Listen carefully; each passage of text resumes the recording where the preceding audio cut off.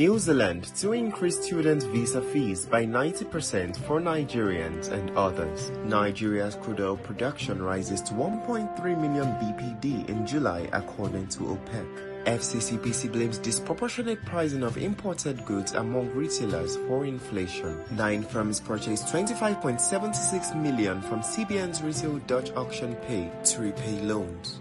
And now the news in full. The New Zealand government has announced a 90% increase in student visa fees for Nigerians and citizens from non-Pacific countries. This change will take effect from the 1st of October 2024.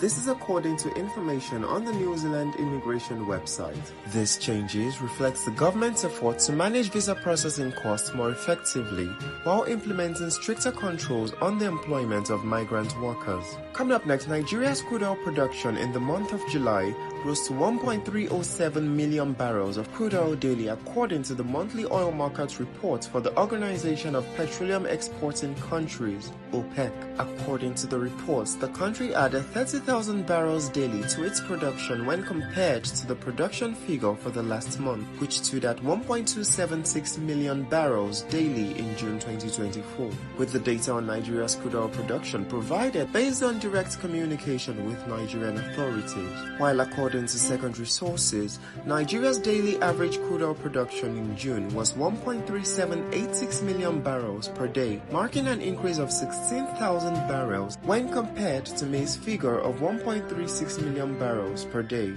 Despite a decline in production reported by secondary sources, Nigeria has maintained its position as Africa's largest oil producer, with Libya following closely, producing 1.175 million barrels per day in July. Coming up next, the Federal Competition and Consumer Pricing Commission has stated that the disproportionate pricing of imported goods, mostly among retailers, is mostly responsible for inflation in consumer goods within the country.